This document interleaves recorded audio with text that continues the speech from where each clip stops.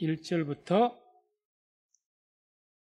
30절까지 말씀을 한 목소리로 교독하겠습니다. 합독하겠습니다. 그 후에 유다가 자기 형제에게 내려가서 아둘람 사람 히라에게로 나아가니라. 유다가 거기서 가나안 사람 수아라는 자의 딸을 보고 그를 취하여 동침하니 그가 잉태하여 아들을 낳음에 유다가 그 이름을 에리라 하니라. 그가 다시 잉태하여 아들을 낳고 그 이름을 오난이라 하고 그가 또 다시 아들을 낳고 그 이름을 셀라라 하니라. 그가 셀라를 낳을 때에 유다는 거십에 있었더라. 유다가 장자 엘을 위하여 아내를 취하니 그 이름은 다말이더라. 유다의 장자 엘이 여호와 목전에 악함으로 여호와께서 그를 죽이신지라. 유다가 오난에게 이르되 내 형제에게로 들어가서 남편의 아우의 본분을 행하여 내 형을 위하여 씨가 있게 하라. 오난이 그 씨가 자기 것이 되지 않을 줄 알므로 형수에게 들어갔을 때에 형에게 아들을 얻게 아니하려고 땅에 설정하며 그 일이 여호와 목전에 악함으로 여호와께서 그도 죽이시니 유다가 그 며느리 다말에게 이르되 수절하고 내 아비 집에 있어서 내 아들 셀라가 장성하기를 기다리라 하니 셀라도 그 형들같이 죽을까 염려함이라. 다말이 가서 그 아비 집에 있으니라. 얼마 후에 유다의 아내 수아의 딸이 죽은지라. 유다가 위로를 받은 후에 그 친구 아들람 사람 히라와 함께 딥나로 올라가서 자기 양털 깎는 자에게 이르렀더니 거기 다말에게 고하되 내 시부가 자기 양털을 깎으려고 딥나에 올라왔다 한지라. 그가 그 과부의 의복을 벗고 연박으로 얼굴을 가리고 몸을 ip사고 딥나 길 곁 에나임 문에 앉으니 이는 셀라가 장성함을 보았어도 자기를 그의 아내로 주지 않음을 인함이니라. 그가 얼굴을 가리었으므로 유다가 그를 보고 창녀로 여겨 길 곁으로 그에게 나아가 가로되 청컨대 나로 내게 들어가게 하라 하니 그 자부인 줄 알지 못하였음이라. 그가 가로되 당신이 무엇을 주고 내게 들여오려느냐. 유다가 가로되 내가 내 떼에서 염소 새끼를 주리라. 그가 가로되 당신이 그것을 줄 때까지 약조물을 주겠느냐. 유다가 가로되 무슨 약조물을 내게 주랴. 그가 가로되 당신의 도장과 그 끈과 당신의 손에 있는 지팡이로 하라. 유다가 그것들을 그에게 주고 그에게로 들어갔더니 그가 유다로 말미암아 잉태하였더라. 그가 일어나 떠나가서 그 면박을 벗고 과부의 의복을 도로 입으니라. 유다가 그 친구 아둘람 사람의 손에 부탁하여 염소 새끼를 보내고 그 여인의 손에서 약조물을 찾으려 하였으나 그가 그 여인을 찾지 못한지라. 그가 그곳 사람에게 물어가로되 길 곁 에나임 곁던 장녀가 그들이 가로되 여기는 장녀가 없느니라. 그가 유다에게로 돌아와 가로되 내가 그를 찾지 못하고 그곳 사람도 이르기를 여기는 장녀가 없다 하더라. 유다가 가로되 그로 그것을 가지게 두라. 우리가 부끄러움을 당할까 하노라. 내가 이 염소 새끼를 보내었으나 그대가 그를 찾지 못하였느니라. 석 달쯤 후에 혹이 유다에게 고하여 가로되 내 며느리 다말이 행음하였고 그 행음함을 인하여 잉태하였느니라. 유다가 가로되 그를 끌어내어 불사르라. 여인이 끌려 나갈 때에 보내어 시부에게 이르되 이 물건 인자로 말미암아 잉태하였나이다. 청컨대 보소서 이 도장과 그 끈과 지팡이가 네 것이니까 앉으라. 유다가 그것을 알아보고 가로되 그는 나보다 옳도다. 내가 그를 내 아들 셀라에게 주지 아니하였음이로다 하고 다시는 그를 가까이 하지 아니하였더라. 임산하여 보니 쌍태라. 해산할 때에 손이 나오는지라. 산파가 가로되 이는 먼저 나온 자라 하고 홍사를 가져 그 손에 메었더니 그 손을 도로 들이며 그 형제가 나오는지라. 산파가 가로되 내가 어찌하여 터치고 나오냐 한고로 그 이름을 베레스라 불렀고 그 형제 곧 손에 홍사 있는 자가 뒤에 나오니 그 이름을 세라라 불렀더라. 아멘. 오늘 말씀은 유다의 후손들에 대한 엘라, 오난, 셀라 이 세 아들들의 얽힌 이야기입니다. 오늘 말씀은 이제 어떻게 보면 성경이 흐름이 있어서 갑자기 끼어든 그런 한 장이죠. 또 이어서 말하는 요셉의 이야기가 39장부터 요셉의 이야기가 나오니까 갑자기 형제들이 요셉을 애굽에 팔았고, 그리고 요셉은 그 애굽에 가서 애굽의 시대 장관 보디발에게 팔려갔다. 여기까지 성경이 기록하고 갑자기 이제 요셉에게 스토리가 이어지는 것이 아니라 갑자기 38장이 딱 끼어든 겁니다. 그래서 아마 그 어떤 스토리의 흐름상으로는, 이야기의 흐름상으로는 맞지 않을지 모르겠지만 이것은 이제 유다의 후손을 통해서 메시아가 이어지기 때문에 그렇습니다. 이스라엘에게 12아들들이 있었지만 그 11명의 아들들 그 누구에게도 그 장자권, 영적인 장자권, 그 장자권이 가질 않았고 유다에게로 흘러서 유다를 통해서 유다의 자손을 통해서 메시아가 탄생하는 그런 일이 일어나죠. 그렇기 때문에 이 유다가 어떻게 해서 자식을 낳았고 또 그 자식 중에 어떤 자손에게 메시아의 혈통이 이어졌는가, 이것을 이제 증거하기 위해서 기록된 말씀이라고 보면 될 겁니다. 그래서 우리가 오늘 이 스토리 내용보다도 중요한 것은 뭐냐? 하나님께서 이것을 통해서 메시아의 족보 혈통, 어떻게 메시아의 혈통이 흘러갔는가, 이거를 보여주기 위한 그런 목적으로 기록된 말씀이다. 이렇게 생각을 하고 말씀을 좀 보면 될 것 같습니다. 그래서 1절을 보게 되면 이제 이렇게 말하죠. 그 후에 유다가 자기 형제에게 내려가서 아둘람 사람 히라에게로 나아가니라. 그래서 여기서 내려가서 형제에게 내려갔다, 이 말은 내려갔다는 성경 보듯이 이제 이 한글로 내려갔다고 이렇게 되어 있는데 본뜻은, 원문 뜻은 좀 차이가 있습니다. 내려갔다는 본래 이 원문 뜻은 떨어져 나가다 이 뜻입니다.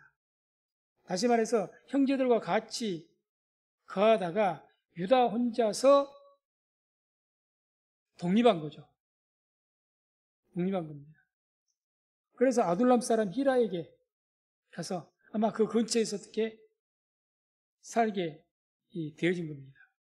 그럼 왜 이렇게 유다가 갑자기 형제들이 있다는 것은 아버지 곁에 있었다는 이야기죠. 아버지와 형제들이 같이 살았으니까. 왜 이렇게 형제들과 부모와 일부러 떨어져서 나갔는가? 아마 추측할 수 있기는 이제 요셉의 사건으로 인해서 유다가 마음이 굉장히 괴로웠을 겁니다. 그런데 아버지 야곱은 성경에 보니까 그냥 매일같이 요셉을 잊지 못하고 슬피 울면서 자기들이 그 위로해도 말을 듣지 않고 그런 모습이 아마 보기에 너무 괴로웠던 모양이죠. 그래서 아마 떠나지 않았을까. 그런 게 너무 괴로워서 이렇게 추측할 수가 있습니다. 그 다음에 이제 여기 떨어져 나온 이 유다가 자식을 낳는데 2절부터 5절까지 내용은 엘과 오난과 셀라를 출생했다. 그런데 그 아내가 누구였느냐? 가나안 사람 수아의 딸이었다. 여기서 가나안 사람이라는 것이 좀 걸리죠. 가나안 사람. 이방 여인. 가나안 사람. 그 가나안 사람 수아라는 사람의 딸이니까 역시 그 안에도 이 이름은 나와 있지 않지만 가나안 여인이었을 겁니다. 이게서 이제 유다가 자식을 셋을 낳는데 엘과 오난, 셀라를 낳았다는 거죠. 그래서 이들을 통해서 이 세 자녀를 낳았는데 이후에 나올 이야기는 다말에게서, 자기 며느리 다말에게서 이제 또 자식을 낳았죠.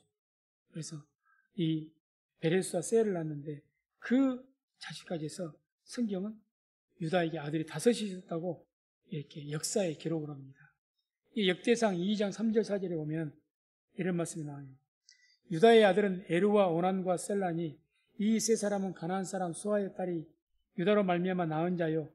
유다의 맏아들 에르는 여호와 보시기에 악하였으므로 여호와께서 죽이셨고 유다의 며느리 다말이 유다로 말미암아 베레스와 세라를 낳았으니 유다의 아들이 모두 다섯이더라. 그래서 분명하게 우리 인륜적으로 본다면 다말과 통해서 낳은 자녀는 포함을 안 시켜야 될 것 같은데 분명하게 기록을 하죠. 계보의 역사에. 그래서 이 세 명의 이 아들, 총 5명의 아들 낳았는데 그 후에 이제 메시아의 계보에는 이 다말을 통해서 얻게 된 베레스라는 그런 아들을 통해서 메시아가 이어집니다. 참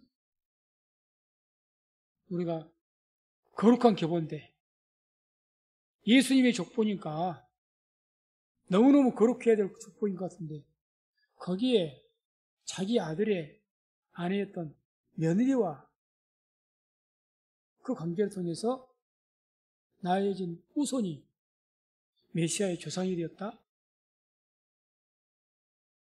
참 거북한 이야기죠. 그래서 우리는 이제 굳이 하나님께서 12명의 아들이 있는데 그러지 않습니까? 12명의 아들이 있는데 굳이 유다를 후손으로 택할 필요가 있었을까? 그것도 유다는 야곱의 몇째 아들입니까? 네 번째 아들이잖아요. 네 번째 아들. 장남 아닙니다. 근데 굳이 그 둘째도 아닌 네 번째 아들인데 유다를 통해서 굳이 이렇게 또 후손이 참 어떻게 보면 지저분한데 여기를 땅에 후손을 있게 하셨는가? 이런 질문이 참 많죠. 우리가 그 이유에 대해서 성경을 통해서 한번 좀 묵상하며 살펴본다면 그 첫 번째 이유는 이제 유다를 택하신 이유는 가장 먼저 이유가 이 유다가 아내가 4명이나 있었잖아요. 4명. 첩들 2명을 뺀다 하더라도 2명의 아내가 있었지 않습니까? 레아와 라헬, 야곱의 아내가. 그러면 이 라헬에게 있던 자녀에게 요셉, 주님께 사랑하셨으니까 요셉을 통해서도 장자의 후손을 흘러가면 우리 요셉이 더 복을 받았잖아요.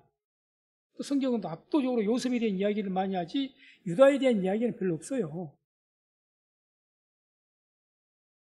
그런데 이 레아의 아들인 유다를 택했다는 것. 그것은 첫째는 레아의 아들을 택한 것은 라헬은 야곱의 사랑을 많이 받았습니다. 야곱이 좋아했으니까 육신의 눈으로 라헬이 마음에 드는 거예요. 자기 마음에 든 레아와 라헬 중에서 라헬이 더 마음에 라헬을 위해서 7년간을 봉사한 거예요. 7년간을. 아무튼 라헬이 더 이뻤든지 어쨌든지 그랬든지 간에 인간적인 어떤 것에 의해서 7년간 봉사할 정도로 그렇게 해서 라헬을 얻었지 않습니까? 그런데 그렇기 때문에 이 라헬에게는 레아에게는 야곱의 사랑이 없었어요. 쉽게 야곱의 은혜를 사랑을 못 받은 거죠. 그래서 창세기 29장 31절을 보면 이런 말씀이 나옵니다. 여호와께서 레아에게 총이 없음을 보시고 그의 태를 여셨으나 라헬은 무자하였더라. 야곱은 라헬을 훨씬 더 사랑했습니다. 그 장자권을 준다면 그래서 야곱은 어떻게 해서든 요셉에게 장자권을 주려고 색동옷을 입히고 편애했다가 문제가 생겼잖아요, 가정에. 하나님의 뜻은 어디에 있었다는 겁니까? 레아에게 있었다는 거죠. 레아의 후손을 통해서. 그럼 레아에게도 4명의 아들이 있습니다. 루벤, 시므온, 레위, 유다. 4명의 아들이 있어요. 그러면 이들을 통해서 루벤을 통해서 장자권을 줘야 되지 않습니까? 근데 그렇지 않으신 거죠. 왜 그랬을까? 루벤은 우리가 창세기 35장 22절 보면 자기 서모 비라와 통관을 했다고 나오죠. 계모와 그런 지혜가 있습니다.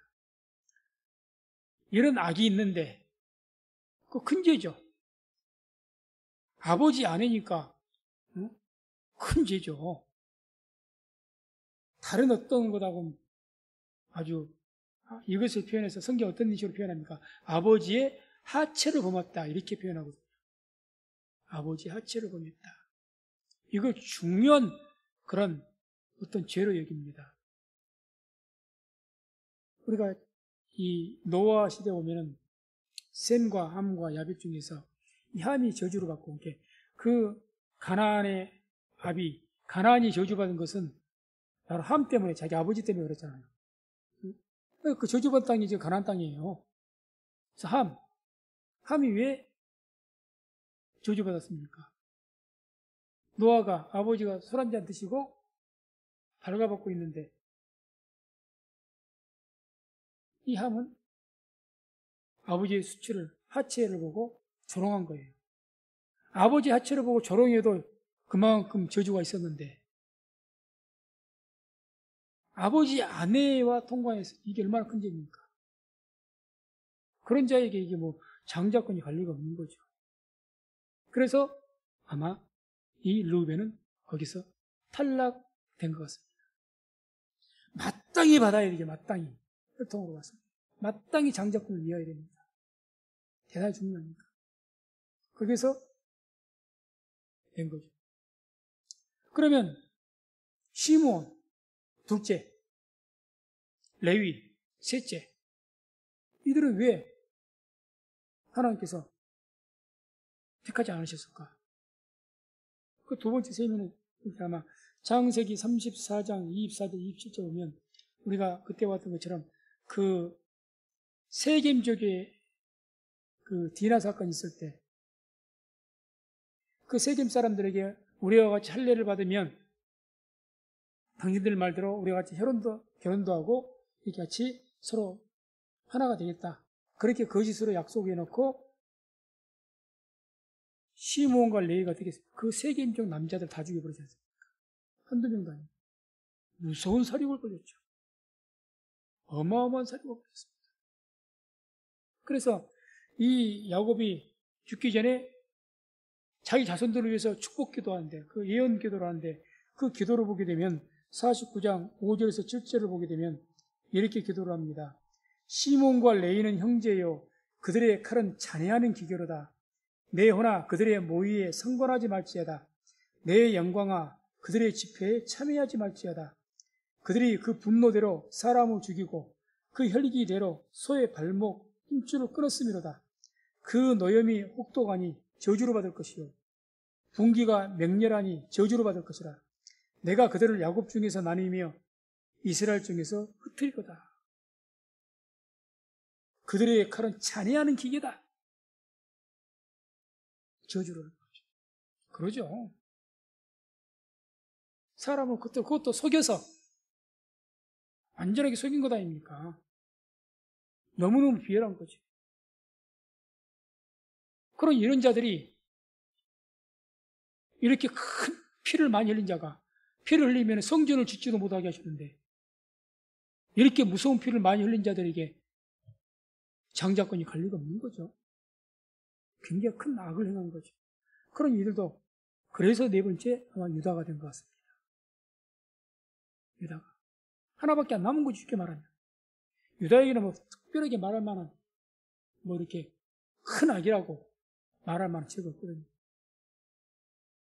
그래서 아마 이제 이 유다에게 근데 이 유다에 대해서 그러면 이 야곱이 어떻게 유다에 대해서 예언 기도를 하냐 역시 49장 8절 10절 보면 유다야 너는 내 형제의 찬송이 될지라 내 손이 내 원수의 목을 잡을 것이요 내 아비의 아들들이 내 앞에 절하리로다. 유다는 사자 새끼로다. 내 아들아 너는 움킨 것을 찢고 올라갔도다. 그에 엎드리고 웅크림이 수사자 같고 암사자 같으니 누가 그를 범할 수 있으랴. 홀이 유다를 떠나지 아니하며 치리자의 지팡이가 그 발 사이에서 떠나지 아니하시기를 실로가 오시기까지 미치리니 그에게 모든 백성이 복종하리로다. 아멘. 홀이 유다를 떠나지 아니할 것이다. 여기서 확실하게 유다를 통해서 이제 메시아가 올 거라는 것을 확정을 하고 선포하는 기도가 나온 겁니다. 그러니까 이전에 이 기도가 있기 이전에 이제 왜 유다가 되었냐는 것은 제가 조금 전에 말씀드린 것처럼 루벤은 그렇기 때문에 그 악 때문에 마땅히 받을 장자권의 복을 받지 못한 것이고 시므온과 레위도 마땅히 형 대신에 자기들이 받을 수 있는 장자권을 얻지 못한 것이고 레위도 마찬가지고 그래서 유다에게 하나님의 그 장자권의 축복이 임하게 된 겁니다. 그래서 이제 이렇게 이 유다에게 장자권이 임하게 되는데 그 다음에 이제 오늘 그 엘과 오난과 셀라를 이렇게 유다를 통해서 근데 유다도 사실은 이 다말과 행음 이때는 율법이 없는 시대이기 때문에 그것도 계대법이라는 것이 있기 때문에 그 우리가 조금 오늘날 우리가 뭐 윤리적으로는 도무지 맞지 않고 이해를 못할 일이죠. 그러니까 고대에는 어느 정도로 일반적으로 통용할 수 있는 것은 아니지만 이해할 수 있는 범주에 들어가 있는 내용입니다. 그래서 보면은 6절 11절까지가 이제 이 유다의 그 가나안 여인 수아의 그 딸을 통해서 3명의 아들을 낳았다 했죠. 엘과 오난과 셀라. 그런데 이 둘이 죽어요. 그래서 왜 죽었는가 했더니 엘도 하나님 앞에서 악을 행해서 하나님께 직접 죽이시다고 이야기합니다. 표현. 오난도 하나님께서 여호와께서 죽이셨다고 말씀합니다. 그게 나오죠. 7절에 보면 유다의 장자 엘이 여호와 목전에 악함으로 여호와께서 그를 죽이신지라. 성경에 하나님께서 친히 죽이셨다 이런 표현은 거의 나오지 않는 이야기거든요. 죽이셨다는 거예요. 근데 그 악이 굉장히 컸고 또 절대 이 장자권의 축복을 받을 수가 없는 자죠. 그래서 뭐 성경에는 이 엘이 도대체 어떤 악을 행했는지 그건 나오지 않으니까 우리가 추측을 할 수밖에 없는 거죠. 그러나 분명한 것은 하나님께서 죽이실 정도가 됐다는 것은 이거는 뭐 이만저만한 죄가 아니죠. 이만저만한. 그러지 않습니까? 루벤이 아버지의 그 아내를 갖다가 범해도 죽이기까지는 안 했어요. 시므온과 레위가 그 많은 사람을 죽여도 하나님께 직접 죽이지는 않았습니다. 장자권만 그렇지. 그런데 얘는 죽이신 거죠. 그만큼 어떤 하나님의 큰 알게 있었을 것이다. 추측할 수밖에 없는데 성경에 보면 하나님께서 가장 진노하시고 반드시 죽이겠다고 결심한 그런 사례가 있는데 그런 사례는 어떤 사례느냐? 하나님의 제사를 멸시했을 경우에 멸시했어요. 그래서 엘리 제사장 이야기 홈리가 끝났어. 하나님께서 엘리에게 그랬거든요. 반드시 죽이겠다고. 반드시. 그러니까 아마 그런 범주의 죄악일 것 같습니다. 하나님을 망령되게 하고. 아마 왜 이걸 추측할 수가 있느냐? 이들 어머니가 누굽니까? 가나안 여인이에요. 가나안 여인. 그러니 아마 그런 신앙적인 범죄였을 것 같습니다. 우상숭배라든지 노골적인 그런 쪽이 바로 그 악이었고 그 악 때문에 죽였을 거라고 이제 추측을 할 수가 있다는 거죠. 뭐 기록이 안 돼 있으니까. 추측이고. 그 다음에 10절 보면 이제 엘 다음에 둘째 아들이 오난인데 엘이 죽었으니까 그 다음 장자권은 오난에게 가야 되는데 이 오난도 하나님께서 죽이셔버린 거예요. 10절 보면 그 일이 여호와 목전에 악함으로 여호와께서도 그도 죽이시니 뭐 좀 지저분한 이야기가 나옵니다만은 뭐 자기 형수를 통해서 자기 형 엘라의 아내였던 형수를 통해서 원래 형수에게 결혼을 해서 그 형수를 통해서 낳은 자식을 형의 이름으로 호적에 입적을 시켜줘야 돼요. 그렇게 해서 형의 이름으로 후손이 이루어질 수 있도록 해야 됩니다. 근데 그러기가 싫으니까 땅에 설정했다 이런 표현이 나오죠. 자식 안 낳으려고 형수를 통해서. 그 행위 자체도 굉장히 약한 거죠. 굉장히. 이 역시도 성적인 범죄 차원이 아니라 이것은 성적인 범죄가 아니라 영적인 범죄입니다. 하나님의 장자권의 흐름에 대해서 우리가 의도적으로, 왜 하나님의 장자권은 이건 또 다른 문제거든요. 하나님께 단순히 성적인 범죄로 직접 죽이시고 그러진 않아요. 그냥 법에 의해서 심판받게 하시죠. 직접 죽이시고. 얼마나 여호와 목전의 악함으로 여호와 그도 죽이십니다. 이걸 뭐 성적인 범죄를 죽였다면 그보다 더 큰 죄가 많은데 하나님께 직접 죽이신 경우는 없다니까요. 이렇게 말씀하시면서. 그런 경우가, 그런 사례가 뭐 홈리와 비나스 뭐 그런 정도 외에는 우리가 찾기가 힘들어요. 그게 없습니다. 그러니까 아마 이것은 그 성적인 범죄, 그런 행위 자체, 그런 것보다는 뭐냐. 이제 엘담에 누가 장자가 됩니까? 오난. 아니, 그냥 엘을 통해서 원래는 후손이 이어져야 되잖아요. 이렇게 계대법에 의해서, 계대법이라고 형수를 통해서 후손이 이어지라는 것은 의무라는 거죠. 신앙적인. 의무인데, 그걸 안 하는 거죠. 그것은 곧 하나님의 장자권이 자연스럽게 하면은 엘을 통해서 이어져야 되는 거죠. 엘을 통해서. 그걸 방해해버린 거예요.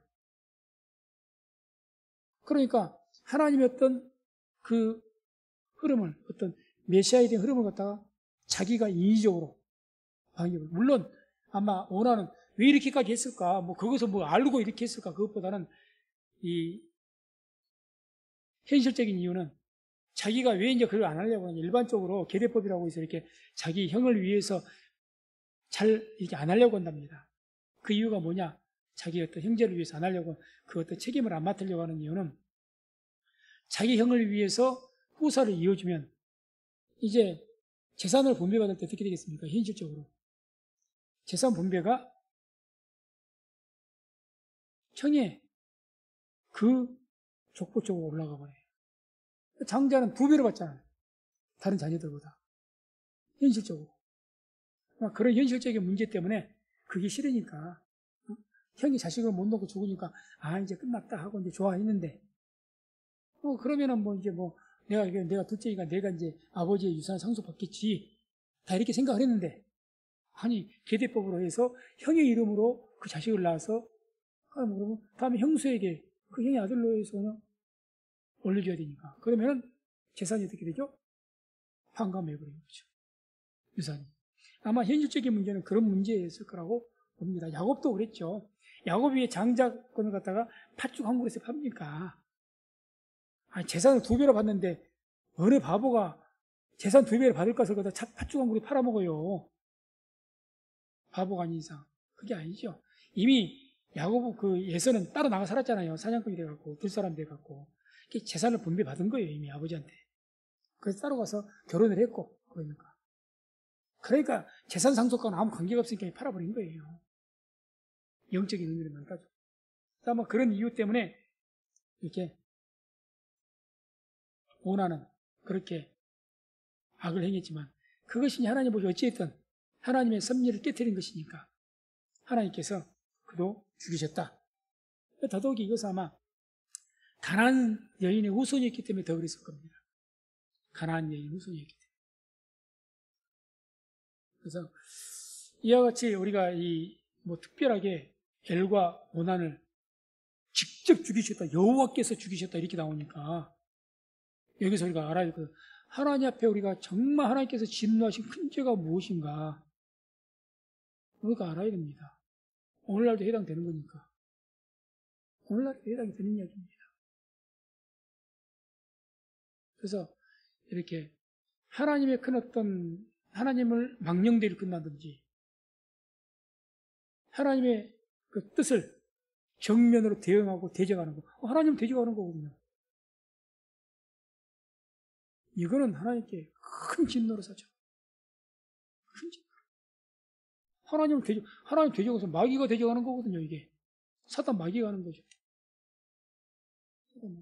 사타나스라는 사탄이라는 그 성경 원어에 본 뜻이 대적하다, 그때가 대적하다. 하나님 대적하는 당연히 그렇게 되는 거죠.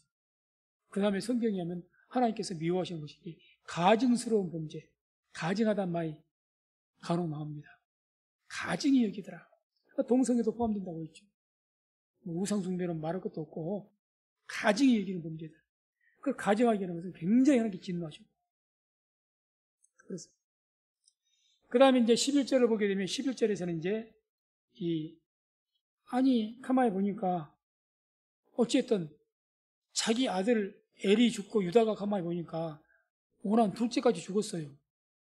이 다말을 갖다가 오난에게 야 네가 대신 형수에게 들어가서 함께 동침을 해서 그 후손을 좀 낳아라 했더니 뭐 자식을 낳기는 그냥 되레 오난이 죽었습니다. 둘째까지.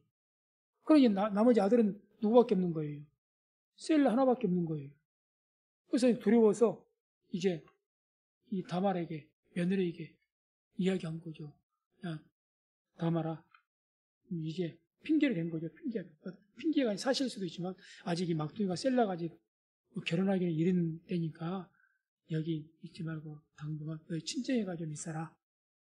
그리고 이 막내인 셀라가 오면 이 셀라를 너의 남편으로 주어서 이렇게 살게 하겠다. 약속으로 달래서 친정에 보냅니다. 그래서 중요한 것은 유다가 다말에게 분명한 약속을 했다는 겁니다. 어떤 약속을 했죠? 셀라가 장성하면 너를 다시 부르겠다는 겁니다. 부르겠다. 그렇게 해서 이제 다말을 친정으로 보냈습니다. 그래서 12절에서 23절의 이제 내용은 아무리 이제는 가만히 보니까 몇 년이 흘렀는지 성경 정확히 안 나옵니다만은 흘렀는데 이제 자기가 봐도 셀라 알죠? 분명히 이제 성인이 됐는데, 결혼했다가 됐는데, 아무리 기다려도 자기 시아버지인 유다의 말을 듣고, 자기도 이제 그 말 듣고, 재혼도 안 한 거죠. 쉽게 말하면. 차라리 파혼시키고 쫓아내버렸으면은, 여러 가지 변명에 대해서 그냥 이 안에서 다른 남편 구해라 했으면, 재혼이라도 하지. 시아버지 약속에서 재혼도 못하고 기다린 것 아닙니까? 아무리 기다려도 시아버지에게 연락이 없는 거예요. 분명히 셀라는 이미 자랐는데, 세월이 흘러갔습니까? 그러다가 이제 자기 시아버지인 유다가 자기가 사는 그 근처에 온다는 소식을 들었습니다. 누군가가 이야기를 해준 거예요. 야, 너희 그토록 너희 시아버지의 부름을 기다렸는데 너희 시아버지 이번에 이쪽으로 오신단다. 알게 된 겁니다. 거기에서 이제 다말이 계략을 꾸밉니다.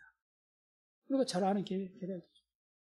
그래서 이 다말이 이것도 우리가 이해가 안 된 이야기죠. 이해가. 계략이 뭐였습니까? 자기가 창녀로 변장해서, 아마 고대에는 그랬던 모양이죠. 일반 여인은 요즘하고 또, 요즘 아랍 사람들은 뭐 아주 지금 이번에, 팔레스타인 사건 보게 되면 그냥 여자들을 너무 원격과 율법적으로 해갖고 막 면박을, 온 얼굴을 안 가리면은 죽인다고 그러지 않습니까? 그런데 뭐 성경에 봤더니 얘기를 뭐라고 합니까? 창녀가 면박을 하고 일반 정상적인은 면박까지는 안 했던 것 같습니다. 그래서 성경은 이제 이 창녀로 변장하기 위해서 면박을 했다고 나오거든요. 아마 복장도 좀 틀렸지 않겠느냐? 일반 여인들하고는 생각을 합니다만. 아무튼 간에 그렇게 해서 창녀로 변장해서 이 몸을 휩싸고 14절 보면 그가 그 과부의 의복을 벗고 과부의 의복을 계속해서 결혼을 계속 기다린 거죠. 면박으로 얼굴을 가리고. 계속해서 과부의 의복을 입었다. 어떻게 보면 다말이 아주 뭐 음녀다, 악한 여 이게 아닙니다. 지금 보면 과부의 의복을 벗지 않았다는 것을 봤을 때 그런 여인이 아닌 것 같습니다. 끝까지 과부의 의복으로 안 벗었다는 이야기죠. 시아버지 약속을 믿고 상중에 있는 남편이 죽은 상중에 엘도 죽었고 오남도 죽었고 그런 상중에 있었다는 거예요. 몇 년 흘렀는지 모르겠지만 비로소 이제 약속을 안 지키고 그 면박을 벗은 거죠. 벗고 이제 면박을 다시 쓰고 얼굴을 가리고 창기 몸을 휩싸고 딥나 길곁 에나임 문에 앉으니 이는 셀라가 장성함을 보았어도 자기를 그의 아내로 주지 않음을 인하니라.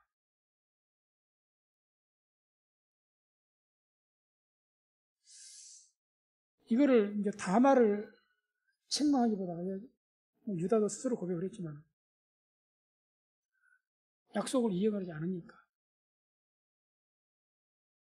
그래서 이제 우리가 다말의 행위가 옳을까? 이게 그렇다고 시아버지를 갖다 다른 것도 아니고 창기로 변장을 해서 시아비하게 어떻게 동침하는 것까지 생각, 이게 옳았는가? 옳았다고는 볼 수가 없겠죠. 그러나 그렇게 하지 않고는 유다를 통해서 메시아의 후손은 이어져야 될 것 아닙니까? 그냥 두면은 절대 아마 유다는 이 다말 부리지 않았을 것 같아요. 어떤 핑계로든지 안 했을 것 같습니다. 아무튼 이 다말이 이 시아버지에게 창기를 나타나서 동침을 하였고, 그래서 이제 이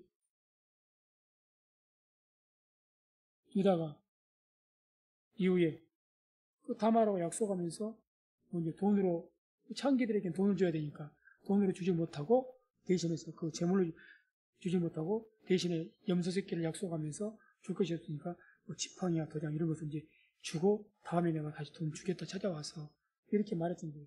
그래서 23절에 이제 그 약속한 장소에 가서 다말을 찾은 거죠. 이제 염소 새끼 주려고 화대를 치르기 위해서 이렇게 했는데 당연히 없죠. 다말 숨어버렸죠. 낭패를 받는 거죠. 그 다음에 이제 24절, 26절까지 보게 되면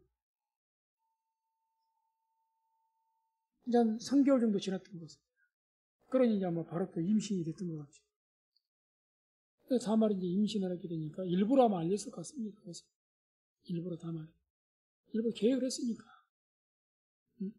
계획을 했으니까. 그러니까 그 다말이 아직까지는 누구의 며느리입니까? 유다의 며느리예요. 그런데 이 다말이 임신했다 그러니까 큰 불륜이죠. 그러니까 이제 그 소식을 듣고 유다가 대노하죠. 그래서 이제 불러다가 가서 그 말 듣고 유다가 뭐라고 이야기합니까? 불로 태워서 죽이라고 합니다. 그게 당시의 법이었던 것입니다. 남편이 있는 여인이 또 아직까지는 남편이 죽었어도 다음에 후사가 있고 그런 약속이 있는 한번 남편이 이렇게 이 셀라를 마지막 아들로 준다, 후사로 그 남편을 준다고 했으니까 셀라가 남편이나 다름없는 거죠. 다만 아직 어려서 맺어주지 못한 별거일 뿐이지. 그런 여인이 다른 남자를 만났다? 불륜이죠. 그러면 돌로 쳐서 죽이든지 불로 태워서 죽이든지. 불로 태워서 죽이라는 거예요. 불로 태워서. 근데 그러니까 돌로 쳐서 죽이지 않고 불로 태워 그만큼 노였다는 거예요. 유다가. 그만큼 노한 거예요. 감히 어떻게 불로 태워서. 그러다가 이제 이 다말이 너 누구를 통해서 자식을 낳았냐? 신문을 하고 물어보니까 죽이기 전에 유다가 줬던 지팡이하고 도장을 이 주인으로 말미암아서 내가 아이를 잉태했다.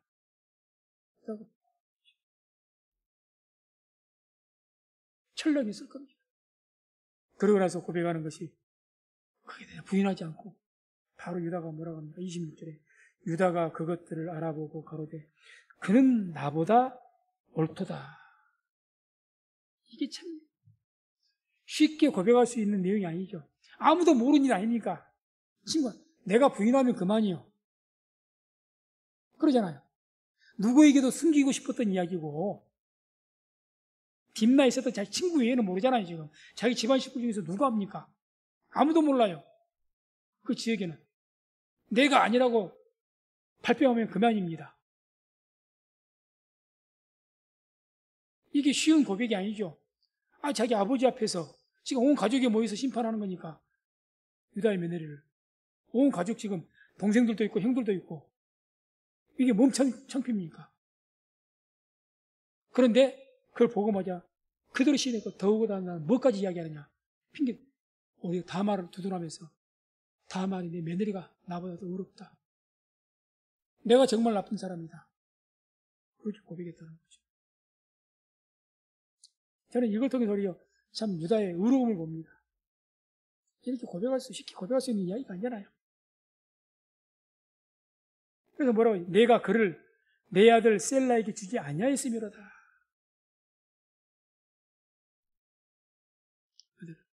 약속을 내가 지키지 않았다. 모든 잘못의 원인은 내게 있다. 아무리 그래도 네가 어떻게 나를 그렇게 속이고 이런 큰 지적을 할 수가 있느냐고 막 몰아붙일 수도 있는데, 그러잖아요. 다말의 죄도 적은 죄가 아니잖아요. 아무리 그렇다고 시아버지를 속여가지고 그렇게 시아버지와 동침하면 되겠습니까?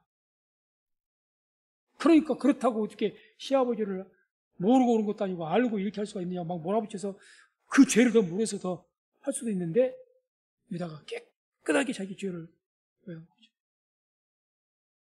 그러고 나서 이제 다시는 그를 가까이 하지 않았다. 어떻게 당연한 이야기였죠.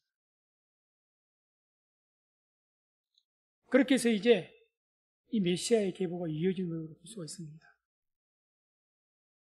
그 다음에 이제 20절, 30절. 이 다마통에서 이제 자식이 태어났는데 쌍둥이가 태어납니다. 쌍둥이. 그래서 베레스와 세라라는 이 쌍둥이가 태어났는데 이게 참 재밌죠. 뭐 야곱과 이삭이 탄생하는 것 같이.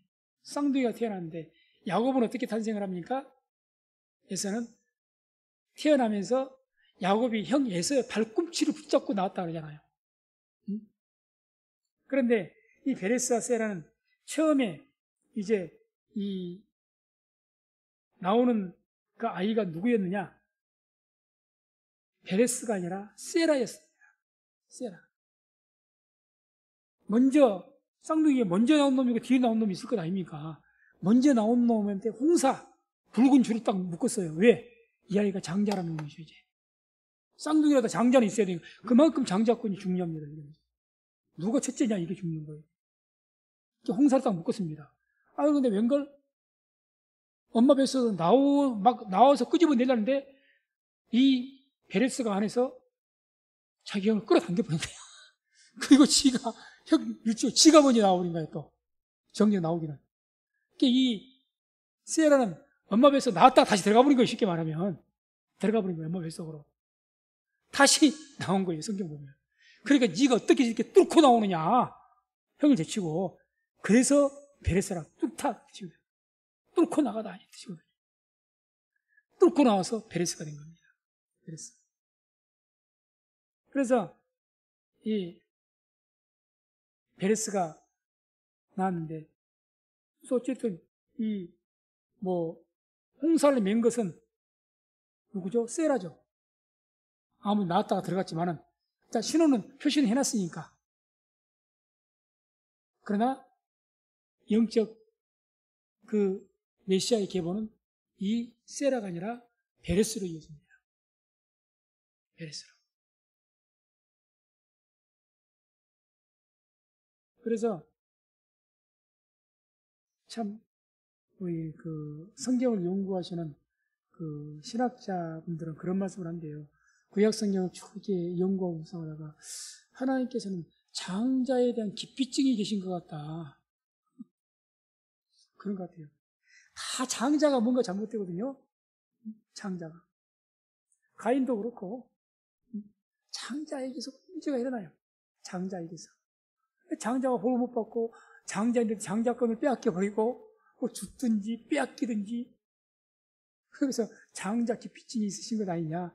예, 그냥 하는 소리겠지만 그만큼 또 여기서 이제 이 야곱이 에서의 발꿈치를 잡고 나와서 거기는 뭐 지가 뛰쳐나온 것은 아니기 때문에, 그런데 야곱이 그렇게 장자권을 사모하고 오히려 이 에서는 마땅히 자기가 장자권을 받아야 될 사람인데 스스로 장자권을 경홀히 여겨가지고 뺏겨버린 거죠.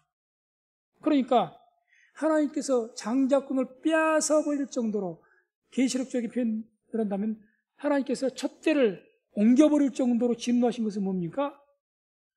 구약시대가 되면 하나님의 장자권을 경홀히 여기는 겁니다. 마땅히 하나님께서 축복의 권을 주시고 그것을 통해서 복을 받도록 어떤 약속을 하신 거예요. 그걸 우습게 여겨버린 겁니다. 이걸 우리가 잘 생각해야 됩니다. 그러니까 오늘날 우리에게는 영적인 장자권의 흐름이 있어요. 영원한 장자이신 분은 예수님이시고, 그러죠? 영원한 우리의 장자 되신 분은 예수님이세요. 우리 뭐이? 우리는 그 이후에 이은 그런 영적인 장자권을 이어받는 사람들이라고 보면 됩니다. 그럼 이렇게 영적인 장자 후원을 이어받은 사람들에게 하나님께서 가장 준노하신 것이 무엇이겠느냐? 바로 하나님의 이름을 경홀히 여기는 것.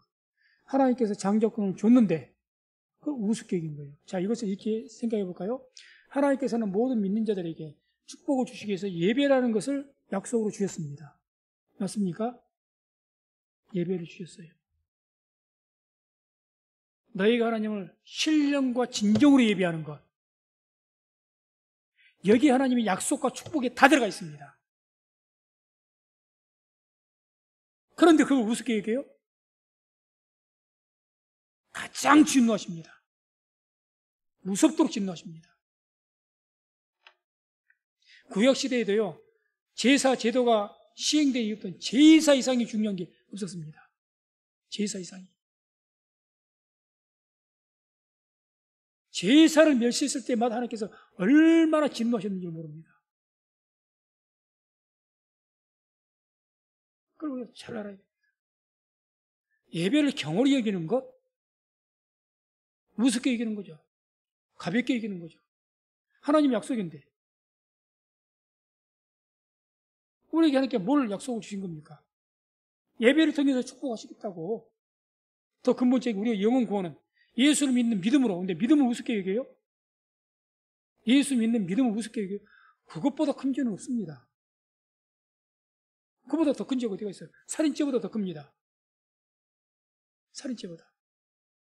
그 성령을 회방하는 자가 바로 믿음을 회방하는 죄거든요. 성령 회방죄가.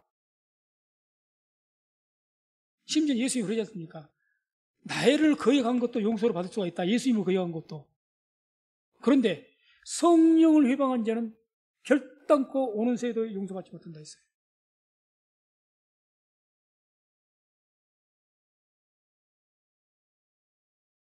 그래서 우리가 이런 하나님께서 우리에게 약속으로 영적인 장자권, 하나님 축복이 이어진 것 아닙니까? 그거를 경홀히 여겼다. 다른 건 하고 살인죄도 하나님께서 회개하면 용서하신다니까요.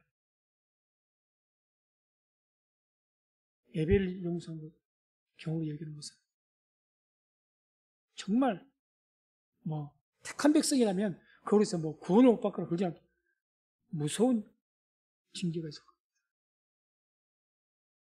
무서운 징계. 그래서 우상숭배 같은 죄죠.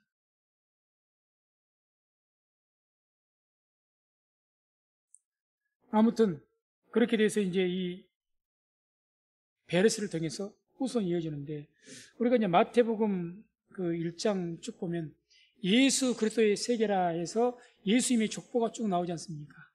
지리하게 나오는데 한번 보면 1장 3절을 보게 되면 이런 내용이 나오죠. 유다는 다말에게서 베레스와 세라를 낳고 누구에게서요? 다말에게서. 우리가 방금 말했던 다말. 별로 그렇게 좋은 그런 족보가 아니잖아요. 며느리와의 관계니까. 그 다음에 1장 5절을 보면 살모는 라합에게서 보아스를 낳았고, 라합이 누굽니까? 이방 여인, 여리고에 있는 가나안 여인에다가 또 신분이 모여 있어요. 천한 기생이었습니다. 기생도 당시에는 두 종류가 있어요. 성전 창기, 우상 숭배하는 성전에서, 성전이라 말할 것도 없고, 그 신전에서, 신전의 창기가 있고, 그 일반 창기가 있고, 두 종류의 창기가 있습니다. 성경 원어적으로 나눠져요. 예, 그런 신전에 있는 창기였어요. 기생라합이. 그런데 어디에 들어가 있죠, 지금? 메시아의 계보이가 들어가 있어요. 그 다음에 보아스는 롯에게서 오벳을 낳고, 롯이라는 여인은 참 믿음이 있는 여인이죠. 그러나 그 여인은 모압 여인이었습니다. 모압 여인. 모압의 후손이라는 거예요. 암몬과 모압 그 출신, 그 조상이 누구인 줄 아십니까? 암몬과 모압 어디부터 비롯된 줄 알아요? 롯, 소돔과 고모라 멸망될 때 다 죽어버린 줄 알고 롯하고 자기 딸들하고 행음해서 낳은 자식들이 암몬과 모압이에요. 그래서 율법에 뭐라고 말씀 나오느냐? 암몬과 모압은 영원토록 여호와의 총에 들어오지 못한다. 이런 말씀이 있습니다. 그런데 그런 모압의 후손이에요. 그런데 이 롯이 물론 그 여인은 의로운 여인이었는데 그 조상이 그렇다는 거예요. 그런데 예수님이 계보에 들어가 있는 겁니다. 계보에. 이 외에도 우리가 보기 상식적으로 보면은 마태복음 1장 9절을 보게 되면 이런 내용이 나와요. 우시아는 요담을 낳고 요담은 아하스를 낳고 아하스는 히스기야를 낳고 아하스가 누굽니까? 유다 왕 중에서 아니 그 아수르에 가서 우상의 제단을 그림을 설계도를 가지고 와가지고 성전에서 하나님의 그 번제단이 뭐지 싹 치워뿌리고 거기다가 태양상 우상 숭배단을 딱 이렇게 세워놓고 성경에 보면 하나님의 법궤를 뒤로 해놓고 우상에서 절하고 숭배했던 자가 이 므낫세 그런 제도를 예수를 예루살렘에 도입했던 사람이 므낫세입니다. 이런 자들을 통해서 메시아의 계보가 이어졌다는 거죠. 이런 자들을 통해서 거기에서 히스기야 같은 위대한 종교 계획자가 나왔다는 것이 하나님의 은혜고 또 마태복음 1장 10절 히스기야는 므낫세를 낳고 이 므낫세는 어떻습니까? 히스기야가 그렇게 종교 계획을 해서 이제 자기 아버지가 했던 아하스가 했던 것을 다 또 우상을 헐물고 싹 성전을 깨끗하게 했는데 그래서 다시 이제 종교 신앙을 바로잡아놨는데 이 므낫세야 히스기야의 이 거룩한 히스기야의 아들내미가 참 기가 막히게 이 므낫세가 다시 또 허물을 물고 또 우상을 다시 세웁니다. 다시 세워요. 그래서 성경 표현에 의한 열왕기하에 보게 되면 이 므낫세의 악행 때문에 하나님께서 유다의 죄악을 심판하기로 작정을 해버립니다. 이 므낫세의 죄악 때문에 내가 결단코 유다의 죄악을 용서치 않을 것이다. 심판을 다 결정해버리죠. 이런 자들이 들어가 있다는 거죠. 이런 자들이. 여기서 우리가 뭘 알아야 됩니까? 예수 그리스도의 세계는 한마디로 은혜의 세계이다. 믿음의 세계는 우리의 어떤 행위에 의해서 예수 그리스도의 세계 안에 들어가는 것이 아닙니다. 예수님 안에. 오직 하나님의 택하심이요. 하나님의 뜻과 은혜가 있기 때문에 하나님의 뜻에 의해서 예정된 자가 들어가는 곳이 예수도 그 세계 아닙니다. 어떤 인간 행위라면 므낫세 같은 사람이 이런 족보에 들어갈 수가 없는 것이에요. 그러지 않습니까? 율법으로 한다더라도 어떻게 기생 나합이 들어갑니까? 어떻게 다말 같은 여인이 후손이 돼요? 이건 말이 안 되는 소리예요. 율법으로나 모든 것으로 행위에 모든 것으로나 앞뒤가 안 맞는 이야기예요. 그런데 메시아의 족보에 딱 들어가 있다.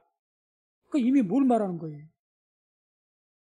혈통도 하나님 예수님 그 세계 안은 혈통도 따지지 않고 인간의 선함과 의로움 이런 거 보지 아니하고 뭐예요? 하나님의 뜻, 하나님의 예정하심. 그러니까 하나님의 정하심에 따라서 하나님의 택하심에 따라서 우리가 예수 안에 들어가고 구원을 받는다는 이야기죠. 이걸 보여주는 이야기죠. 그래서